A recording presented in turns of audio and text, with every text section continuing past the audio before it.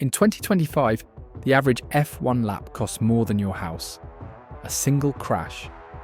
That's a beachside villa gone in 2.3 seconds. The costs keep rising, the rules keep shifting, and somehow, the money never runs out. But the real question isn't, why is it so expensive? It's who keeps paying for it. Let's open the books on the fastest sport on Earth. Built like a rocket and priced like a country. Let's start with the basics. An F1 car isn't a car. It's a 200 mile per hour science experiment wearing stickers. Every inch is purpose-built. The steering wheel alone can cost over $50,000, and half the buttons aren't even for driving. No off-the-shelf bolts, no Amazon Prime carbon fibre. In 2024, the FIA's cost cap was $135 million for performance. And that was the diet plan. Because that number doesn't include driver salaries, marketing, or executive pay. Basically the F1 version of optional extras. And that's before you even move the circus. Each team ships around 40 tons of gear to every race. Cars, tools, servers, espresso machines. Hopping continents like backpackers on a sugar rush. Flights, freight, hotels. That's tens of millions right there. All in, the top teams still burn through $350 million a season. Which makes sense. After all, the wind tunnel alone costs as much as a private jet. And if you're new, a wind tunnel is basically a giant, high-tech hairdryer that blasts hurricane-speed air at the car so engineers can see how it cheats the wind, without leaving the building. It's science, but expensive science. Even showing up costs money. Red Bull's 2024 entry fee? $7.4 million, just for the privilege of racing. That's because they scored 860 points in 2023, and the FIA charges per point like it's some kind of cosmic paywall. Meanwhile, Formula One itself, the business, made about $3.5 billion last year, paying roughly $1.26 billion back to teams in prize money. So yes, money goes round and round, but only if you're fast enough to catch it. 2025, the year everyone hired accountants with stopwatches. For 2025, the season we're living through right now, the cap gently inflates to about $140.4 million. Sounds calm, but the spending race never stops. Every team has an army of engineers dreaming up parts and an army of lawyers making sure they're technically within the rules. Manufacturers like Mercedes and Ferrari justify the spend as marketing. Look, our road cars share DNA with our race cars. It's like spending billions to prove your family recipe makes the best lasagna. Sponsors handle the rest. Roughly 60% of most teams' revenue comes from those shiny logos plastered across every square inch. A front-wing logo is basically a moving Super Bowl ad that circles the globe 20 plus times a year.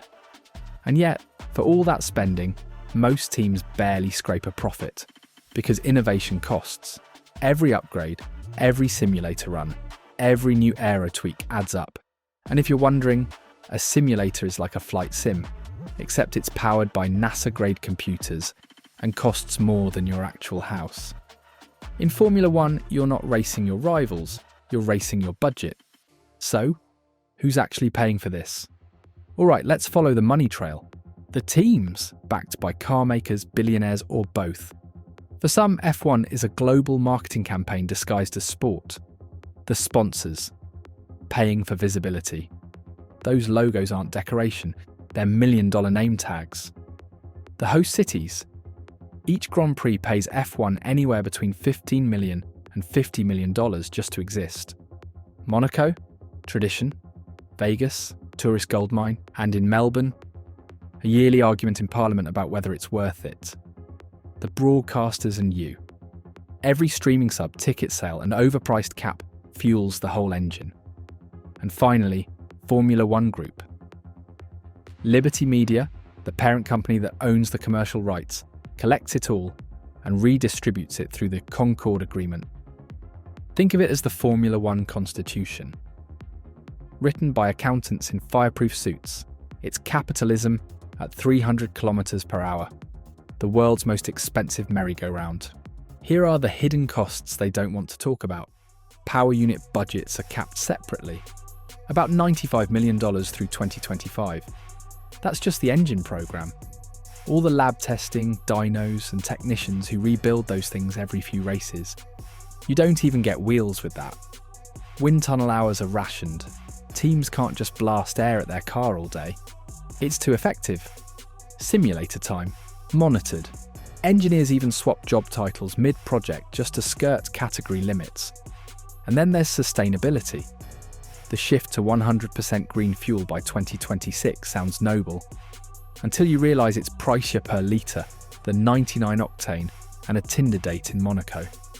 As Toto Wolff said recently, it's way more expensive than expected. Saving the planet, one platinum credit card at a time. So yes, the cost cap slows the bleeding. But it's more of a band-aid on a jet turbine. 2026, the financial mayhem era begins. Now fast forward to 2026, the rulebook's changing again. New hybrid engines, new aero package, new sustainable everything. Audi's joining, bringing enough engineers to staff a small town. And the cost cap, projected to jump to $215 million. That's not a typo, $215 million just to play fair. Why? Because nothing in F1 ever actually gets cheaper. New hybrid systems, more complex energy recovery, and eco-friendly manufacturing that ironically doubles your electricity bill. Teams are already lobbying for inflation adjustments and regional cost variance clauses. Legal speak for please let us spend more. Imagine an accountant in a fireproof suit timing invoices like pit stops. Copy that. Expense submitted. Clearance in 3.2 seconds. By mid-season, the spreadsheets will have telemetry. Expect some teams to overshoot, others to find creative interpretations of the rules, and at least one cost cap scandal headline before the champagne dries. Because F1 loves a loophole almost as much as it loves a podium. The FIA will promise order, the teams will promise restraint, and then everyone will spend the GDP of a small island nation developing new brake ducts.